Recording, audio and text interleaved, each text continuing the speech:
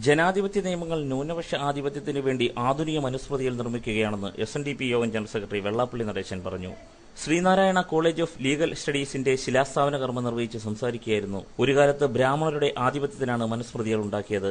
എന്നാൽ കാലം മാറിയതോടെ ബ്രാഹ്മണാധിപത്യം തകർന്നു. ഇപ്പോൾ ജനാധിപത്യ നിയമങ്ങളും ചട്ടങ്ങളും പുതിയ ന്യൂനപക്ഷങ്ങൾക്ക് വേണ്ടി മനുസ്മൃതികൾ സൃഷ്ടിക്കുകയാണെന്നും വെള്ളാപ്പള്ളി പറഞ്ഞു. ഇന്നും ജനാധിപത്യം വന്നപ്പോൾ നിയമങ്ങളും ചട്ടങ്ങളും നിർമ്മിക്കുന്നത് ആധുനിക മനുസ്മൃതി ആയി മാറുന്നു. ഈ ആധുനിക മനുസ്മൃതിയായി മാറുമ്പോൾ അതിന്റെ നിയമങ്ങളും ചട്ടങ്ങളും ആരാണ്?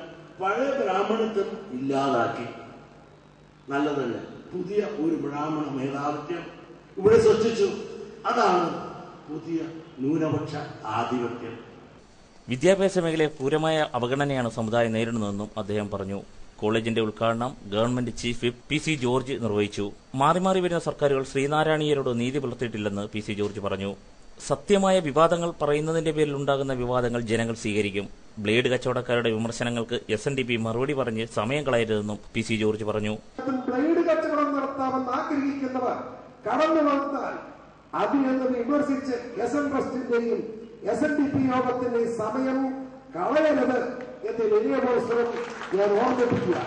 SN കോളേജ് ഓഡിറ്റോറിയത്തിൽ നടന്ന ചടങ്ങിൽ PK ഗുരുദാസൻ MLA, യോഗം മുൻ പ്രസിഡന്റ് വിദ്യാസാഗർ, യൂണിയൻ ജില്ലാ president Mohan Shankar, treasurer doctor Jayadevan, Preethi Natesan തുടങ്ങിയവർ പങ്കെടുത്തു. ന്യൂസ് ബ്യൂറോ, കൊല്ലം.